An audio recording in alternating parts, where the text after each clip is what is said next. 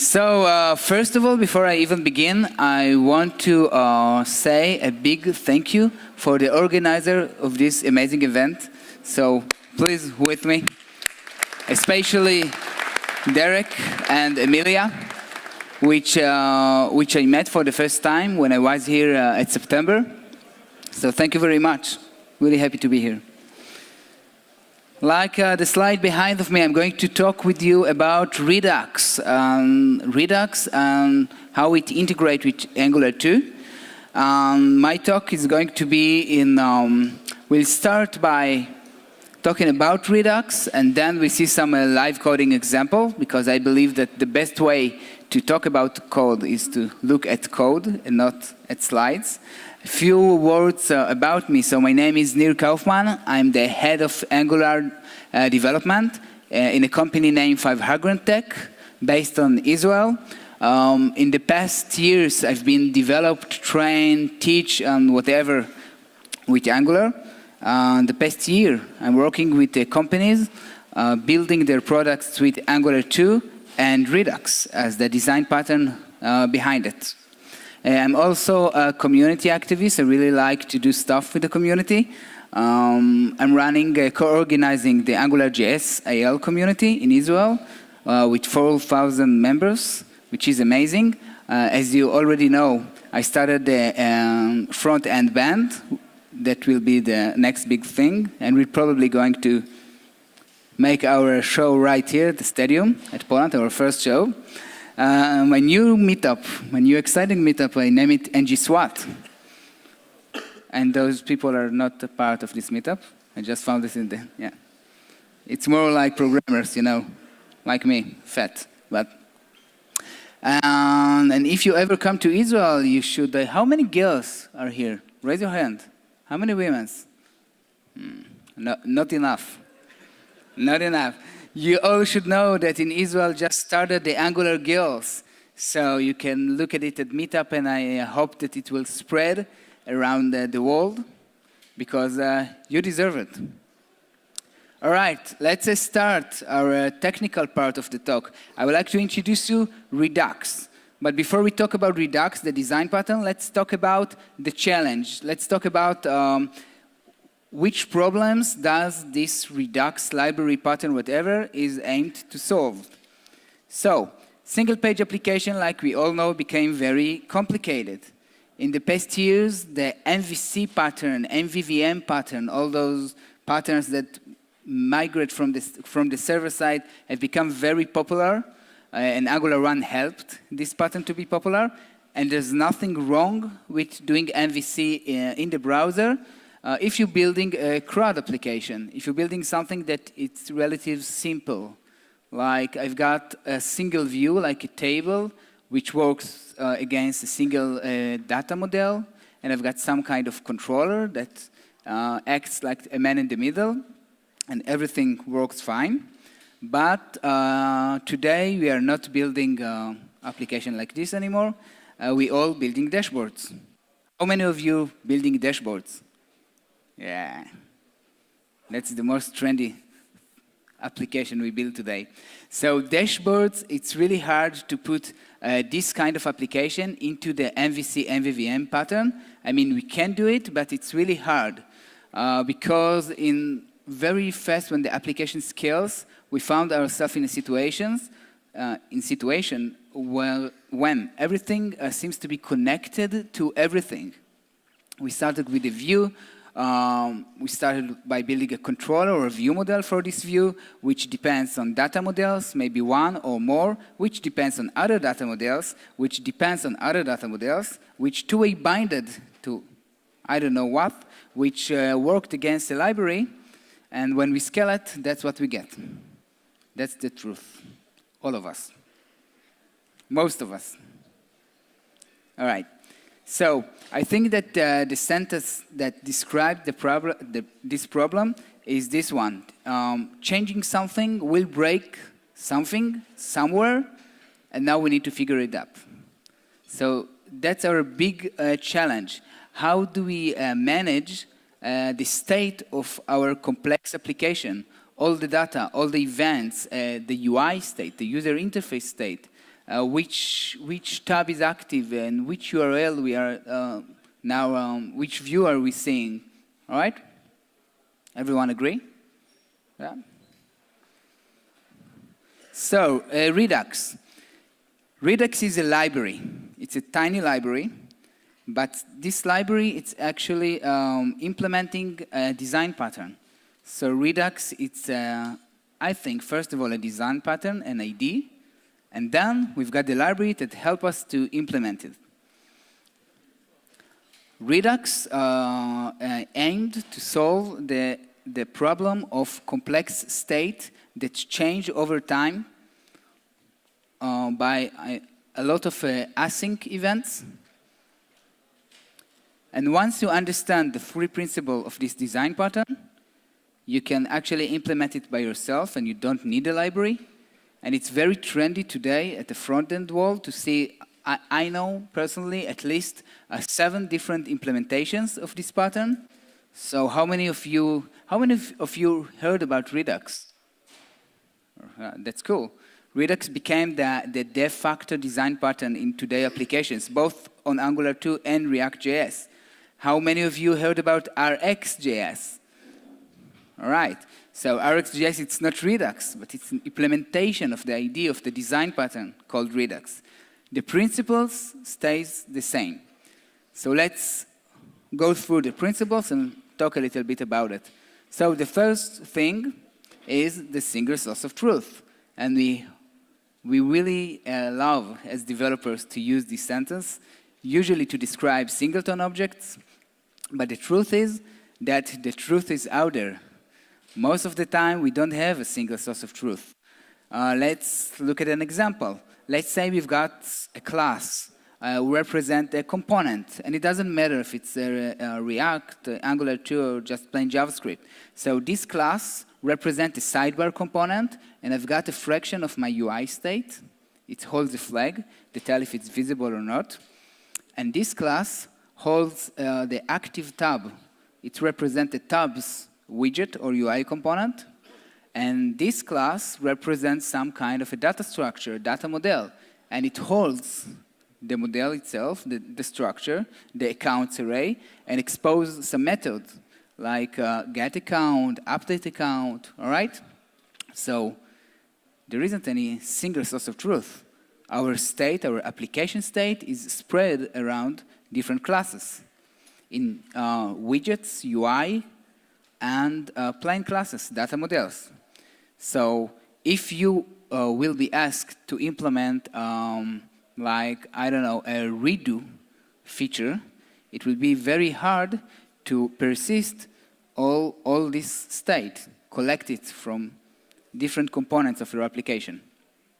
The first principle of Redux is that the exact same state will be held inside a single store, and it will look something like this.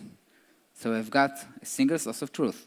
In any given point of time, when your application is running, you can just take a look at this static object, and you'll know everything you need to know about your application. Which data you have, what kind of data you have, what's the state of your user interface, all right? Cool, so this is the first principle of Redux. Our UI stays stateless, and everything inside the store. The second principle is that state is read-only, which means we can change it. We can two-way bind it to its properties. I can't just call a getter and change something inside of it. If I want to change the state, I actually want to produce a new state, and it can only be done as a result of an event, an action.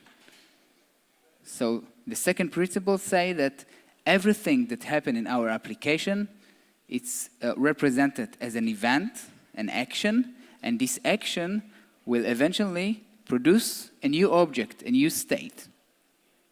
Cool? Yeah. Take a look at this piece of code, which represents a store who holds the state and expose only the getState method, and that's it. All right, get ready. So we know about the store, we know about the state. we know that we can ask for the state, so our user interface can call the get state and render it to the screen.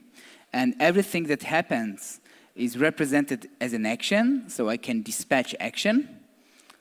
And those first two principles results in what we call the unidirectional data flow. Hold tight to your seats and take a look. It took me at least 2 hours to do it with Keynote. So we all sit and take a look at this. Yeah, thank you, thank you. It's easier to learn Redux than do it with Keynote, so I appreciate your... All right, so I've got an action and I've got a state. In other words, I've got something that represents what I want to do, and I've got the state, my initial state, the place where I'm standing. And I need to understand what's the glue between two of these things. So in Redux, we're talking about pure function. And we all using pure functions. Maybe we don't know that it is a pure function. And a pure function is function without any side effects. It works only with the parameters and returns a new result. Never mutate something, never called another function. So pure functions are predictable. If you get the same parameters, you'll get the same results. And this is the third principle of Redux. This pure function will calculate our next state. We will pass to this function, Redux will pass to this function our current state, the action that represents what we want to do, and the result will be new state. In Redux, we call this function the reducer.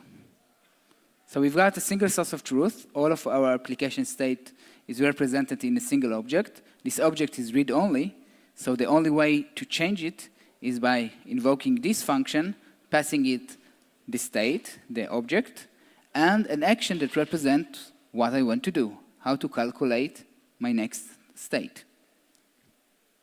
All right. And this slide is exactly the slide that we seen before. You got it. Yeah. No point for this slide. All right. So let's talk a little bit about this store of Redux. So this store that holds the states, and we can dispatch action of it, this is the heart of the design pattern. If we want to create a store, we need to provide this function that represent this pure function that know how to calculate our next state. So this is a snippet from every Redux project out there. I'm importing the create store from the library Redux, and I'm creating a store, passing it a reducer. Once I get the store in my hand, we'll talk about it in a minute. Once I get the store in my hand, I can implement like almost every business logic, every flow that I want to implement. Few words about this reduce method that I hope that will help you understand Redux. Reduce is a method in JavaScript. We've got a reduce method as part of the array prototype. So if you take a look on this code behind me, I've got an array of numbers, and I'm calling the reduce method, and I'm passing it a function, and the function accepts the previous value and the current value or the next value, and it returns the sum of those two values. And the result of this function will be always 10. If I'll pass it and I'll run it 1,000 times, it will always be 10. Series of elements in the array will produce the same result. Now take this idea and try to think of it as an application. So what you see behind of me is a valid application. It's a counter application, simple applications. Instead of numbers, I replaced the members of the array with strings that represent what I want to do. And I changed the names of the parameter in this pure function to state and action. If we call this sequence of events, we will get a single value at the end. my next state. All right? So the reducer returns the next state based on a sequence of actions, and the same sequence of actions will produce the same state. That's the principle. And this is how we achieve what Redux promises us, the predictable state container. Our application, which is the state, is predictable because our whole business flow, data flow is based on a series of actions. Cool? All right. So once we created the store, we can work with 4 methods. And the last one is very rare to use in very rare cases. We can get the state, we can subscribe and pass a function. So each time the state is changing, we can be notified, our action will be invoked, and we can dispatch an action. And this is almost all we need in order to implement some kind of data flow. Cool? Cool. So again, wait a second, my clicker went crazy.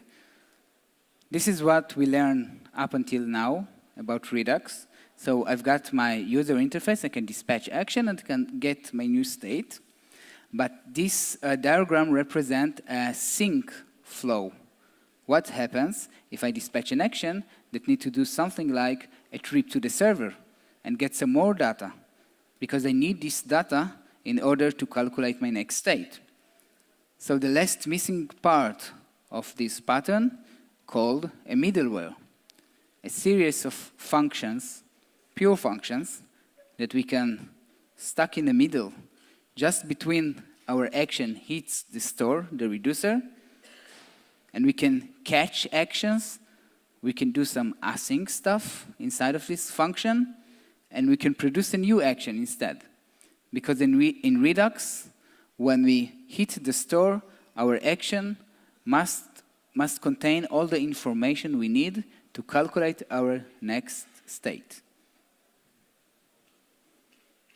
This is how a middleware looks like, and you don't need to remember it. And it can look a little bit confusing if you're not used to use the lambda expressions or arrow functions of JavaScript. But this code will show you that each action that dispatched in my system going through this code, and I can call next to roll it to the next reducer or to the store, and I can do something with it. This was Redux. A lot of information, but the principle is simple. Everything we're doing in our application, something happened, an action was dispatched, this action hits the store, we get a new state, the UI rendered the state. Something happened, an action was dispatched, this action hits the store, we've got a new state. This was the most complicated part of this talk. Now let's talk about Angular 2. And this is the most important slide. Oh, wait a second, you should, oh. I had some spare time. All right. This diagram explains everything you need to do about Angular and Redux. All right? On the left side, we can see Angular. On the right side, we can see Redux. And if you put them together, we get a heart. So, thank you very much. No, I'm kidding. No.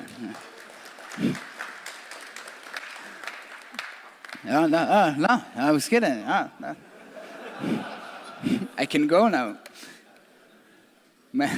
Maybe we produce a sticker like this. How do you say? Now you need to see it again. All right. So, an Angular application is a tree of components, but once we implement this data flow, Redux doesn't care which framework you use. Redux doesn't care about our user interface.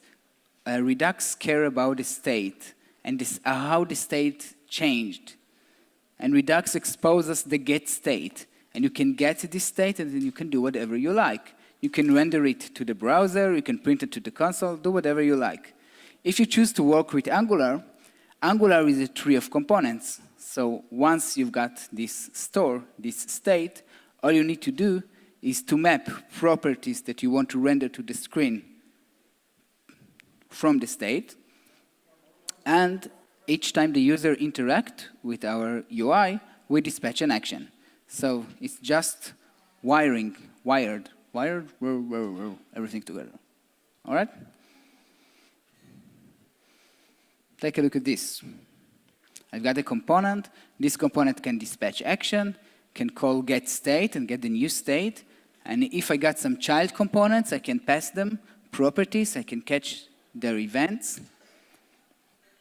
Cool? But those are slides. Let's take a look at some code.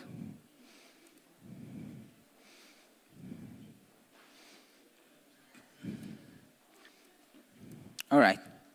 Maybe we'll take a look at the application first. So this is a very, very simple demo application, but it represents a real-world flow. Let's name it like this. I can do some kind of login. I can hit submit. I will see this loader. And after I get the response from the server, I can move on. And I've got this simple application that we've seen like 1,000 times before. All right?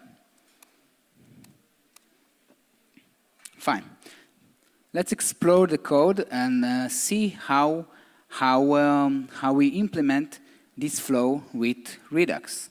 So first of all, the thing I like about Redux projects, that once you understand the pattern, once you understand that everything is an action, even if you don't know nothing about my application, you can start by exploring the action directory, because it will contain all the actions that can be happen in my application. So if I explore the action directory, I can see those simple classes, like this one, list action. So I probably have some kind of list in my application. And I can see two constants, like add item and remove item. So I know which features my list contains. I wrap everything in a class, which is an injectable, because I'm working with Angular, and I want to enjoy the dependency injection system. So I wrap everything in classes, and I can inject them wherever I like. So this class inject the store and expose methods that delegate to the store dispatched. In other words, when we call the add item method, we are dispatching an action. Cool? We call this class the action creator because it creates actions. So I know I've got a list and I've got two features, add item and remove item. And if I explore the user actions, I can see that I've got some other features, things that can happen in my application, like login, logout, pending, login success, login error. So I'm already familiar with what this application can do. The next step, I will jump to the reducer, these simple functions, pure functions that know how to calculate my next state. So if I take a look at the list reducer, which is a function, I can see that I'm starting with an empty array that represents the list. And each time I've got like two cases for the action add item and remove item. And for each one of these cases, I'm returning a new array. So each time this code catch the add item action, I'm returning a new array which contains everything that was there before and my new item. So up until now, we didn't even look at the user interface because it really doesn't matter. I know that I can dispatch a certain action. I can see the case, how this reducer calculates my next state. And if I want to build a user interface for this, it's easy. So let's take a look what happened inside the list user interface. So this component, excuse me, let's start here.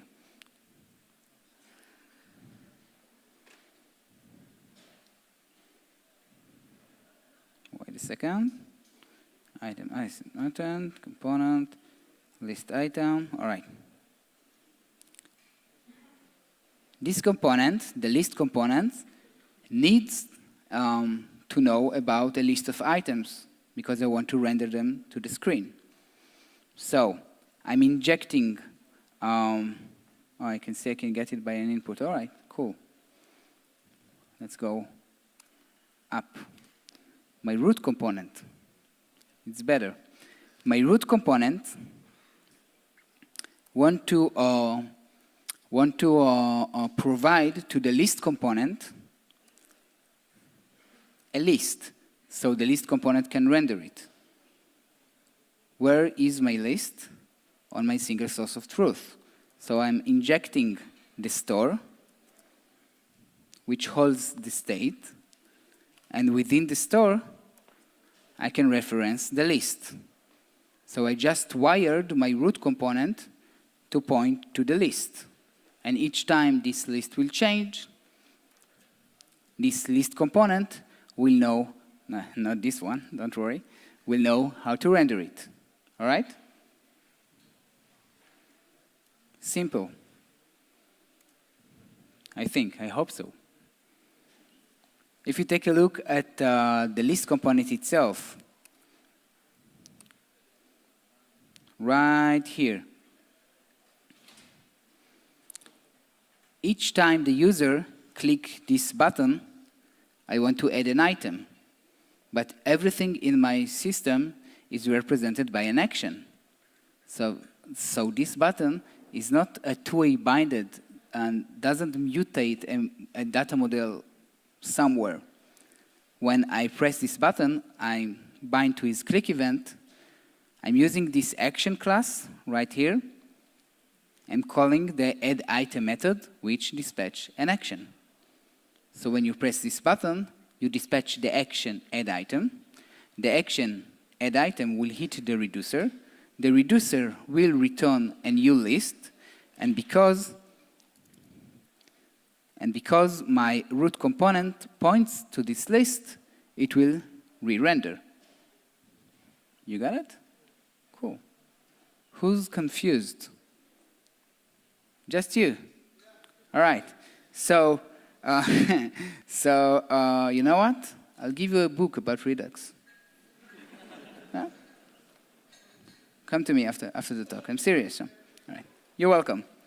But you need to read everything and tell me if you understand something. Cool. So everyone else is cool with it. Let's see something interesting. When you're implementing this design pattern, like just wired your components, dispatch some actions, the states change, and I can re-render the state, a good thing starts to happen. One of them is that we can experience some, I think, very unique way to debug our application. So now I'm going to use DevTool extensions. You see it? All right? It's small. Let's try to make it a little bit bigger. All right. So now I'm using a DevTool extension called the Redux DevTool, which is wired to my application. And I want to show you how you can debug your application in a very predictable way, because everything I'm doing is an action which returns a new state. So I'll start to interact with the application, like do some kind of login, press submit. The action pending was fired. Currently, my state is pending true. And after 5 seconds, the action login success was fired. And now my state is that I'm no login pending. It was true, now it's false. And I've got a user. Cool. I will add some items, like, I don't know, learn TypeScript. An action was fired. This action is add item. The result of this action is a new state. I've got a list with one item. All right? Learn Redux, add item, new state, a list with new item. I remove one of the items, and now I want to demonstrate you a concept called time travel debugging was, I think, invented by Dan Abramov, who created this library.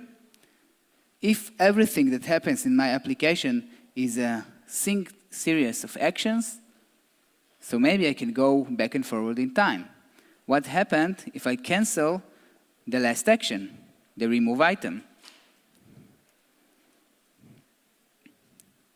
If I cancel it, this is my previous state. What happened if I cancel the add item, the login success? All right? Depending. I'm just in the point before I press the submit button, because everything I do in my very complex application ends up as an action that returns a new state. So if I save those states in some kind of an array, I don't need to save the states. I can recalculate the state each and every time. I know about everything. My application is predictable. This is cool, don't you think so? I think so. There is no, I'm pressing this button, something happened, some method was called, I don't know where and why, and if something happened in my UI, something that wasn't supposed to happen, I'm starting to put some breaking points and understand the flow. Everything you do is an action. And you can even use this tool as a chart